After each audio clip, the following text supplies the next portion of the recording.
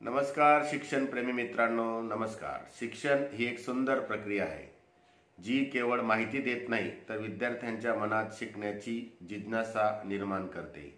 तर आज आपण एका विषयावर बोलणार आहोत, जो विषयाचं नाव आहे विद्यार्थ्यांसोबत आनंददायी पद्धतीने अध्ययन अध्यापन कसे करावे।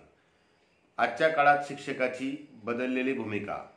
शिक्षक हा सुलभक म्हणून आता वर्ग पातळीवर काम करत असतो। ज्ञानरचनावादी शिक्षण पद्धतीने शिक्षकाची भूमिका बदललेली आहे। आपण केवळ शिकवणारे नाहीत तर प्रेरणा देणारे मार्गदर्शक आणि सख्खे साथीदार आहोत। जसे वर्ग पातळीवर आपण विविध कथा, उदाहरणं आणि खेळ यांचा वापर करून अधिक पद्धतीने आपण रुचकर असा विषय आपण तयार करू शकतो। वर्ग पातळीवर मुलांना आनंददायी पद्धतीने जर अध्ययन अध्यापन करायचे असेल तर गटचर्चा, प्रकल्प, कार्य, प्रश्नोत्तर सत्र यामुळे विद्यार्थ्यांचा सहभाग आपण वाढवला पाहिजे। विद्यार्थ्यांना आनंददायी पद्धतीने शिकवत असताना सध्याच्या काळातील तंत्रज्ञानाचा योग्य वापर, जसे की विविध व्हिडिओ असतील, ॲप्स असतील, स्मार्ट बोर्ड असेल, या दृष्टीने आपण शिकण्याची प्रक्रिया ही आकर्षक केली पाहिजे। तसेच प्रत्येक विद्यार्थ्याला समजून घेणं, त्याच्या गतीनुसार शिकवणं हे खऱ्या अर्थाने आनंददायी पद्धतीचं अध्यापन आहे। कारण प्रत्येक मूल स्वतः शिकतं आणि स्वतःच्या गतीने शिकतं। या ज्ञानरचनावादी पद्धतीच्या तत्वानुसार आपण शिकवताना जर आनंद असेल तरच शिकणं हे विद्यार्थ्यांसाठी उत्सव ठरतं। आपण सगळे मिळून एक असा वर्ग निर्माण करूया की जिथे शिकणं हे आनंददायी, सहभागी आणि प्रेरणादायी असेल।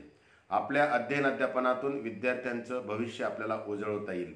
शिक्षण सखा शिक्षणातली सख्खी साथ या यूट्यूब चॅनलवर आपल्याला मुलांसोबत अध्ययन अध्यापन पद्धतीने कसं अध्यापन करावं या दृष्टीने मी जी आपल्याला माहिती सांगत आहे त्याचा जर आपण वर्ग पातळीवर उपयोग केला तर निश्चितच विद्यार्थ्यांना आनंद मिळेल आणि आपल्याला सुद्धा आनंद होईल।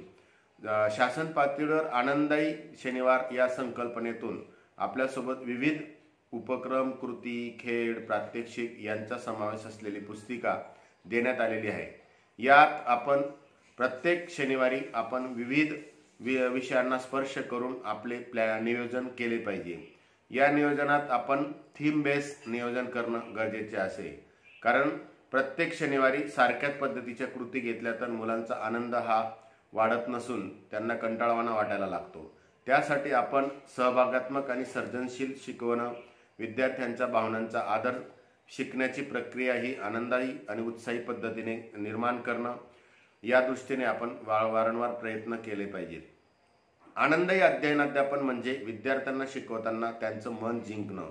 जेव्हा शिकणं हे आनंददायक वाटतं तेव्हा ते दीर्घकाळ टिकत असतं। आपण सुद्धा लहानपणी शिकत असताना आपल्याला ज्या गोष्टीत आनंद मिळत होता ती गोष्ट आजही आपल्या स्मरणात आहे।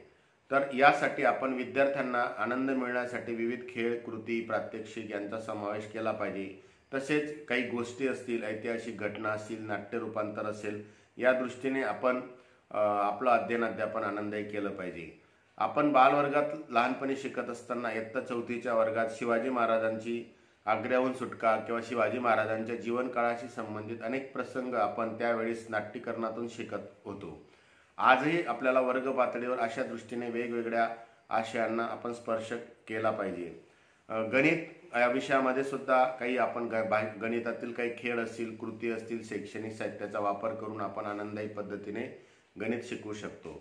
भाषेतील खेळ आहेत की शब्द खेळ असतील, काही भाषेतील शब्दकोडी असतील, या दृष्टीने सुद्धा मुलांना भाषा विषयाचा आपण खेळ आणि उपक्रमातून आनंद देऊ शकतो। विज्ञानात सुद्धा विविध प्रयोग असतील, छोटे छोटे लहान लहान प्रयोग असतील की जे आपल्या परिसरात उपलब्ध शैक्षणिक साधनं असतील किंवा परिसरातील साधनांचा वापर आपल्याला करता आला पाहिजे। खेळांमधून शिकवणं म्हणजे मजा आणि अभ्यास यांचा संगम। विद्यार्थी त्यात रमून जातात आणि खेळता खेळता शिकतात। यासाठी शिक्षकाचं नियोजन हे खूप गरजेचं आहे। या आनंददायी पद्धतीमध्ये अजून एक पद्धत म्हणजे प्रकल्प। आपण विविध विषयांवर विद्यार्थ्यांना प्रकल्प दिली पाहिजे। ज्या प्रकल्पांमधून विद्यार्थ्यांना नाविन्यपूर्ण कृती करण्याचा स्वतः अनुभव मिळेल, त्यात पालकांचा सहभाग होईल, त्यात शिक्षकांचा सपोर्ट असेल, सहकार्य असेल, मदत असेल, मार्गदर्शन असेल, समुपदेशन असेल, या दृष्टीने आपण प्रयत्न केला पाहिजे। तर आपण निश्चितच या आनंददायी पद्धतीने जर अध्ययन अध्यापन केलं तर ते विद्यार्थ्यांच्या अध्ययन निष्पत्ती आणि मूलभूत साक्षरता आणि संख्याज्ञान वाढीसाठी निश्चित फलदायी आणि उपयोगी ठरेल. तर चला तर मग आपण अशा पद्धतीने अध्ययन अध्यापन करण्याचा एक वेगळा विचार अवलंबूया आणि निश्चितच आपणही मुलांसोबत आनंद व्यक्त करूया. कारण कृतीतून शिक्षण आणि खेळातून शिक्षण ही काळाची गरज आहे. सर्वांना या खेळातून आणि कृतीतून आनंदायी पद्धतीने शिकवण्यासाठी शुभेच्छा देतो आणि थांबतो. धन्यवाद.